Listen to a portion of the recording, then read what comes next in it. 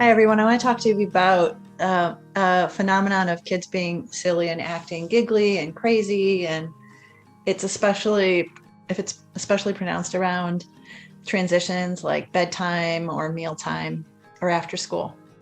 So if you have a kid or you know a kid that when you tell them what to do or you instruct them something like where they're going next or what their expectation is to set the table or whatever, and they start running around the room, they run away from you, they jump on the couch, or they lay on the couch with their feet up in the air and giggle.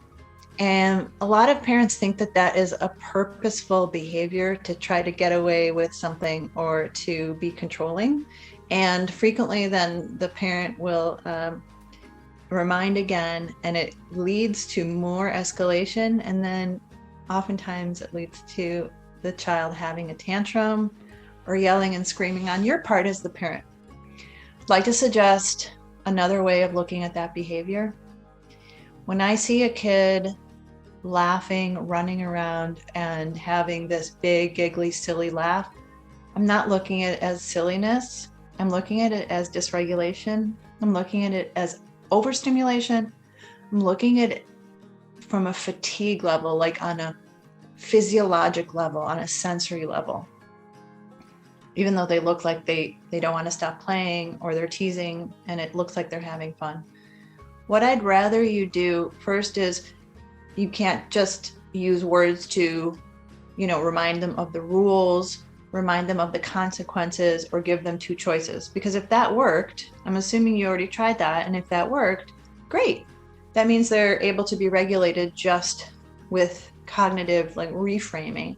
But if it's physiologic, I would rather you go over and put your hand on them in a firm way, which transmits safety in your touch. So when I'm thinking of a firm touch, I don't mean a disciplinary touch.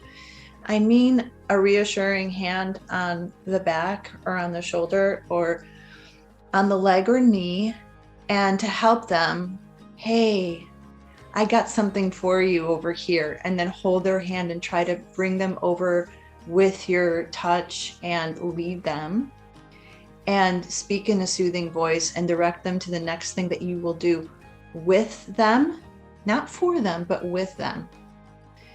That's what the idea of co-regulation and the rhythmic voice and touch is, to acknowledge, I gotcha, you can't do this by yourself, and I can be your co-regulating other. And the next thing we'll probably have to do to reduce your words. Stop talking, stop asking questions, giving choices, making demands, try to reduce the stimulation and get them into more of a sensory thing. Like maybe they can play with something like Play-Doh or chop something with you in the kitchen or get into the bath or put on soothing music. That's the direction that I would suggest to go.